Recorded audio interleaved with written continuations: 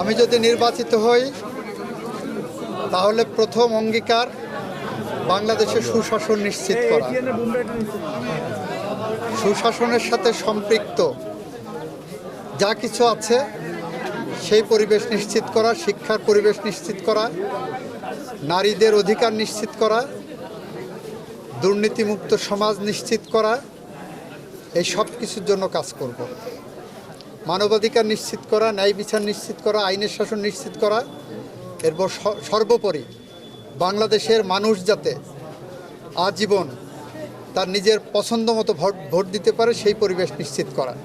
ইতিমধ্যেই আপনারা দেখেছেন সংবিধানের ত্রয়োদশ সংশোধনের রায়ের রিভিউ করে বাংলাদেশের মানুষ যাতে তার ভোটাধিকার নিশ্চিত করতে পারে সেই পরিবেশ ফিরিয়ে আনার জন্য আমি সংগ্রাম করেছিলাম, এই সংগ্রামে বিজয় হয়েছি এবং এখন প্রতি 5 বছর পর পর তত্ত্বাবধায়ক সরকারের অধীনে নির্বাচন হবে, সেই পরিবেশ আমরা আইনসঙ্গতভাবেই নিশ্চিত করেছি।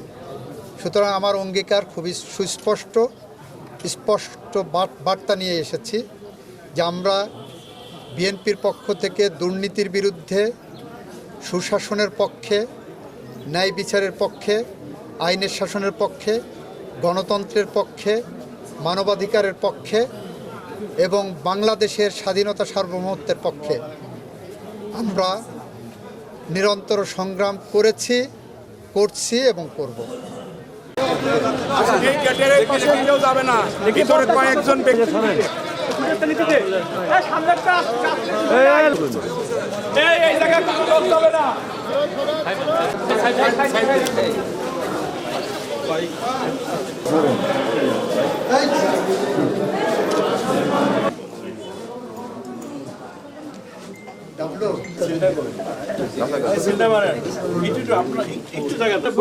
আপনার চেয়ারে বসে যান, মুরব্বী 5 জন, প্রেসিডেন্ট ছেড়ে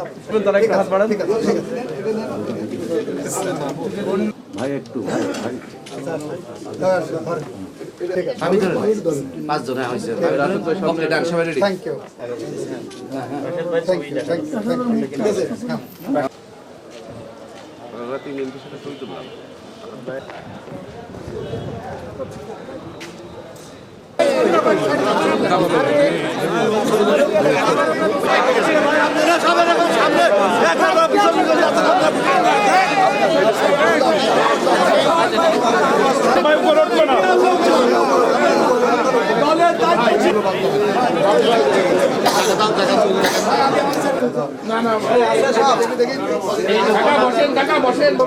প্রথম মালিক ভাইটা দিই, ওইটাই তো আমার হবে, আমি আর সাথে একসাথে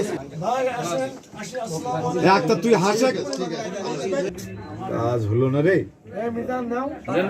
নেবো কি মজিদ ভাই ধরে রাখেন।